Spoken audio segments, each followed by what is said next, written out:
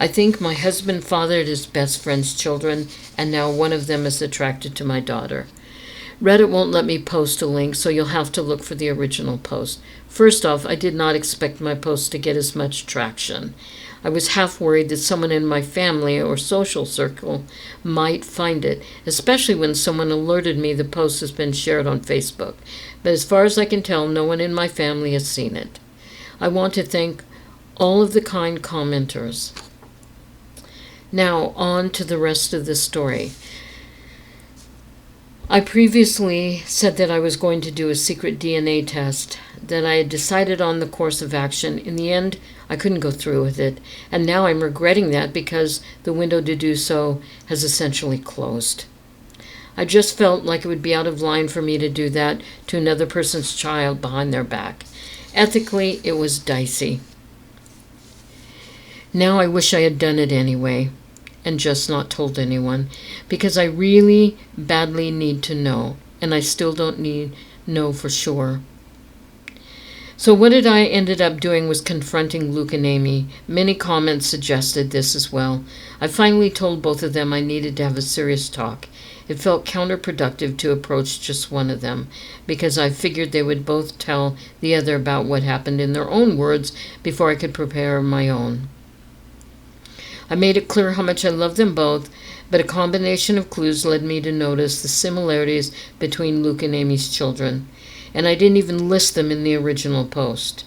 For example, Luke has a sleepwalker in the past, so has Sophie. Tom and Adam. I said this over and over, how much they meant to me, and I didn't want to believe it, but the thought had crept in my mind, and in the past, how I dismissed it before, but now, with Tom and Sophie having crushes on each other, it became necessary to pose the question. So I asked if they'd ever crossed the line, if Luke had ever been unfaithful, if there was even the slightest possibility that any of Amy's children were his. I was just trying not to cry. Well, they reacted exactly the way I would have expected. Their responses were perfect and so very well rehearsed. I genuinely can't tell if it's honest emotion or just powerful gaslighting. Amy was more upset than Luke, or at least outwardly upset. Luke was more understanding than Amy. He respected my feelings, or at least he acted like he did. Amy appeared to feel more betrayed by what I said. I ended up apologizing several times, even though I'm not sure I did anything wrong. Luke also apologized for anything he'd done to indicate he was unfaithful. I asked Amy more pointedly if not Luke, who had fathered her children. She snapped back it was none of my business. I don't know, Reddit. I just don't know. It's driving me to the edge of madness. There is a way to be certain, of course, not certain of my husband's fidelity, but of paternity of Amy's children. So I asked Luke, for my own peace of mind, for the sake of our daughter and our family unit, if he could please get a DNA test, a paternity test. I went on to say I knew he disliked and distrusted things, and I really needed this. I could see the pain in Luke's eyes. Maybe it was an act. Maybe he did seem genuinely hurt that I was asking for this, that giving me his word that he had been faithful was not enough for me, but he very reluctantly agreed to participate in a DNA test. Unfortunately, Amy didn't, and this is where we hit a roadblock. I was afraid of this, but Amy infuriated at the whole concept and told me in no uncertain terms that I would not be getting samples of her children's DNA, and she basically told me to F off for asking. Several times in several variations. I pressed Luke, and honestly he was a bit useless, but probably right. He tried to convince Amy, but she wouldn't hear of it. He kind of shrugged to me, and I pushed him for further support, because he can't force her to get the test done. If she refuses, that's really a dead end. Trust me. I looked into this quite a bit and consulted with my lawyer. The problem is Luke could, in theory, petition the court to demand paternity tests for Tom and the others. The issue is that, to do this, he'd essentially be claiming he slept with Amy and he believes her children are his. That would be the version of events he'd be maintaining. But Luke has staunchly insisted nothing ever happened with Amy, that he never cheated on me. Whether or not he's being honest about this is another story. But essentially, he would have to go on record and make a claim that he isn't prepared to make. I pestered him further about Tom and Sophie, insisted that I didn't want them dating. Luke agreed, and apparently Amy still agrees. Luke plans to have a talk with Tom in the activated protective Papa Bear mode. Among other things, he's going to remind Tom that in a couple of months he turns 18. Him being intimate with Sophie would literally be a crime. I wouldn't actually press charges against him, as I know he'd never do anything against Sophie's will. But I'm not above employing the threat. Thankfully, Luke isn't either. I did ask him if he'd be open to potentially swiping a sample of Tom's DNA to do a private paternity test. He was hesitant about this idea. Like me, he viewed it as unethical. He also pointed out if we were to do this and Amy found out, it would mean the end of our friendship with her, most likely. Things are, Luke believes, still in a salvageable state, where Amy and I could reconcile and become friends again. And I can see how much he wants this to happen. But if I did a DNA test on Tom behind Amy's back and she found out, I think she would hit the roof, and I wouldn't entirely blame her.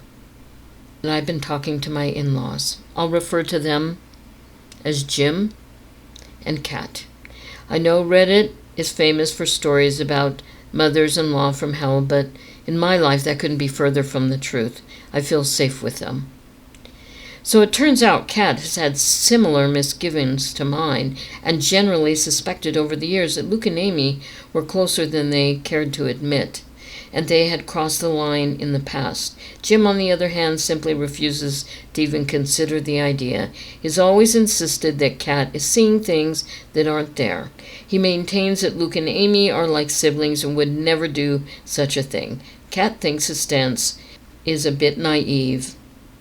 And even if she and Jim had taken Amy in and loved her like a daughter, it didn't mean Luke viewed her as a sister or that she viewed him as a brother. But Jim just continued to insist that this is what they are and have always been. She pointed out that surrogate siblings or not, Luke and Amy are not actually brother and sister, so nothing was stopping them from being physical if they felt like they had a mutual attraction. At that point, Jim just sighed and walked away from the conversation.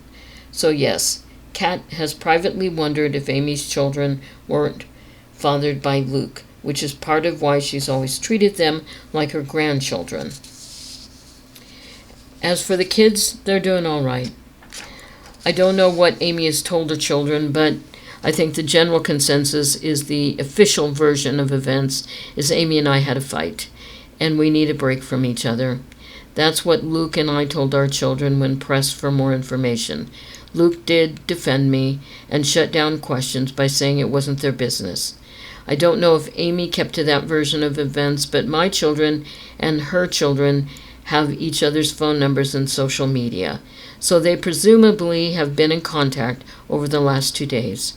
I think my kids would have kept Amy's kids in the loop on updates, and if Amy had told them anything else significant, they would have relayed the information to my kids. After all, we know Sophie and Tom are very close. I did try to talk to Sophie about that more, but the timing was off because Sophie rejected my counsel and interpreted my reinforced reluctance as being attributed to my fight with Amy. She maintained that she wasn't dating Tom. To what degree that's actually true, I don't know. But she's going to remain close friends with him, and while she isn't usually a disobedient child, she made it very clear that she was putting her foot down on this one, and to be fair, I can't really justify separating them or forbidding them from being friends. They've known each other for years. Luke has my back on them not being allowed to date, but he wouldn't have my back on them not being able to hang out anymore. I wish I had more of a definitive update.